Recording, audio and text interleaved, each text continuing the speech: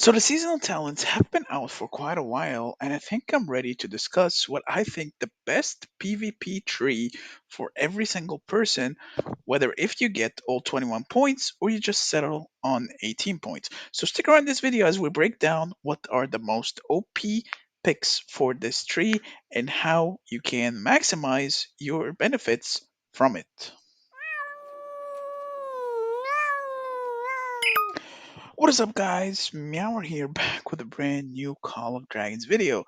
I know it's been a while since my last upload. I've just been busy with work all week, and it's been quite a hectic week for me for work and, having the motivation to record a video and being angry all day because of what's happening and all that and so forth.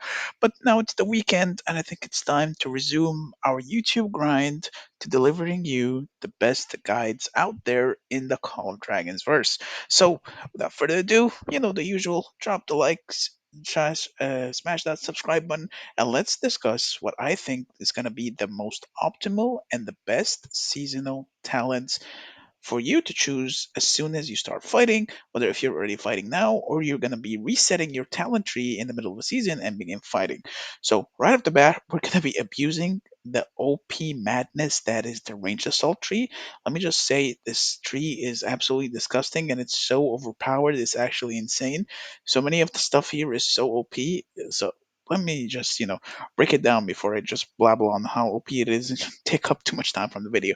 So, right now, if you don't know, you can reset your seasonal talents once every 40 days. What most players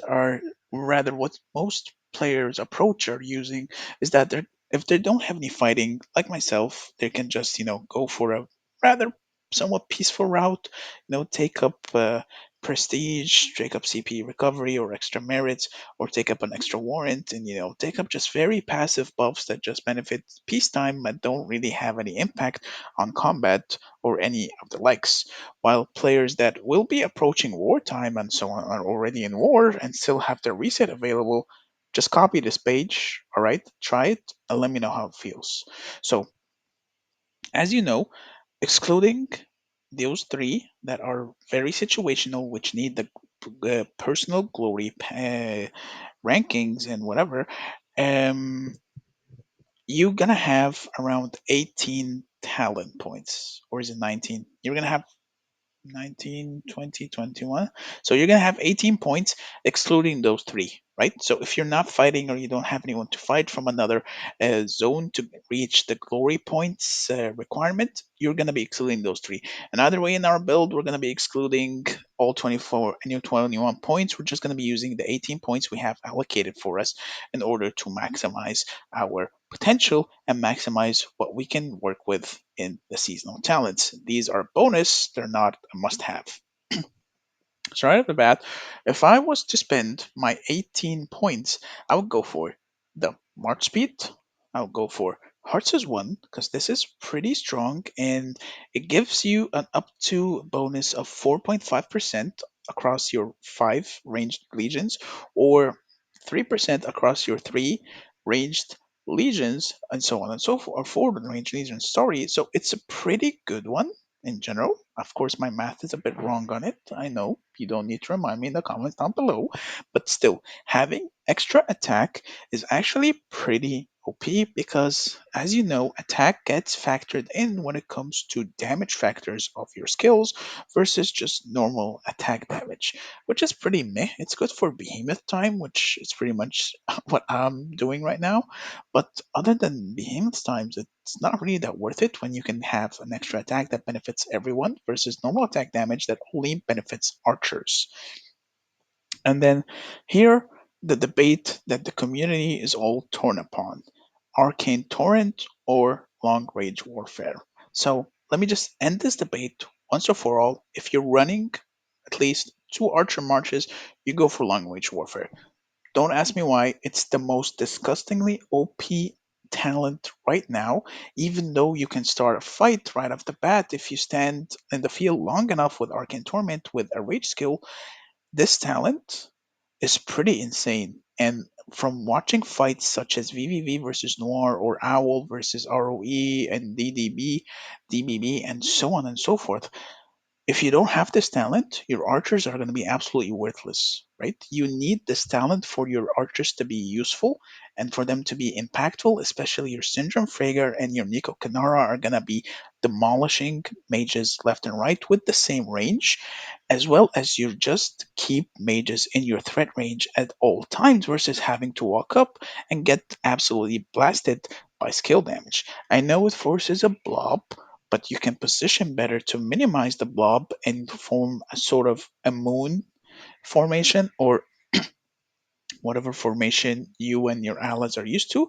But you need this if you're running at least two archer marches. And since I'm an archer main, you know I'm going to be picking it up 100%. Though I don't recommend you pick this up if you're still doing behemoths, because it will cut your DPS by a large margin.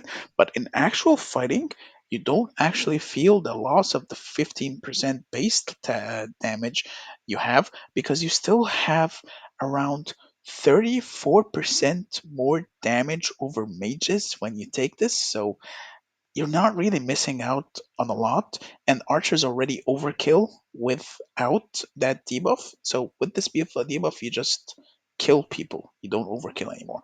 And you don't need to panic that 15%, you'll not notice it as much, versus the added benefit that you will be getting from your troops that will just be bulldozing people left and right. So 100% recommend it, and I highly recommend you pick it up. It is so OP, it is so disgusting, and enables such a greedy playstyle with archers that you can just spec into a full glass cannon build versus having to go on cheesy stuff such as counterattack or tanky support archers. Plus, Syndrome Fragor go burr. But the downside of it is the artifact range, which I don't think is that much of a downside because, well, you just have to play better in order to maximize your artifacts. For archers, artifacts are not as game changing as they are for mages, so you're not really missing out a lot. Sure, Goldcrest is strong, but you can always just, be a bit greedy, walk up, shoot it, and run back. Or just shoot the infantry that are coming towards you, snare them, and nuke them down with your insane range and damage.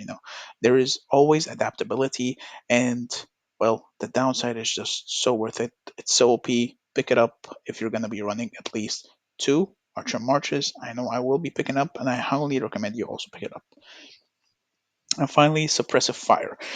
Now, suppressive fire is pretty strong, and the thing is, if everyone has it, then no one has it. And what I mean by that, since everyone is going to be picking it up, everyone is going to be running around with minus 5% more speed and minus 10% range accumulation speed. So you're not really going to feel it, but you should still pick it up regardless. You still want the extra utility it provides. Is super good, super, super strong overall. So those would be your one, 2, 3, and 4 talents, giving you a total of, let's just open the calculator just to be sure we don't do proper math on this channel.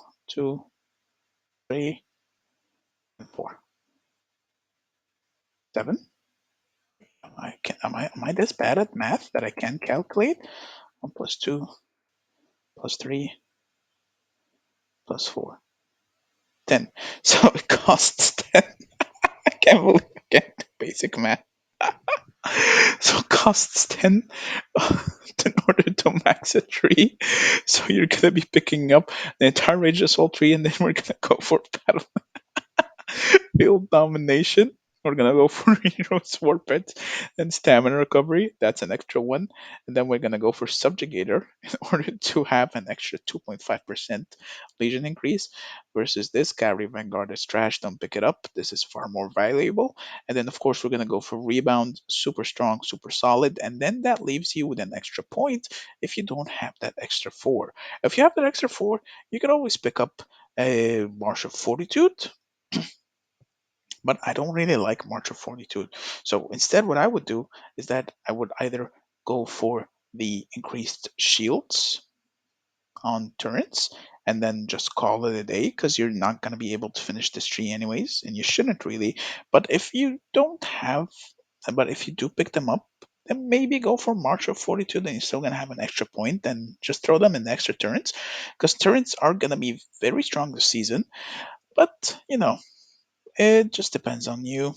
But personally, I would just pick up the extra turn shield and the extra and the 50% less time to build an upgrade. It's super good, and maybe if you have enough, you can pick this up. But I don't think you're ever gonna have enough to pick up advanced architecture. So I would just rather go for these two, and maybe the extra point throw it in renown and maybe glories of war. But of course, my math is not the best, so you're gonna have 4 extra points if you don't finish this, and the extra one, then you can just pick up 1, 2.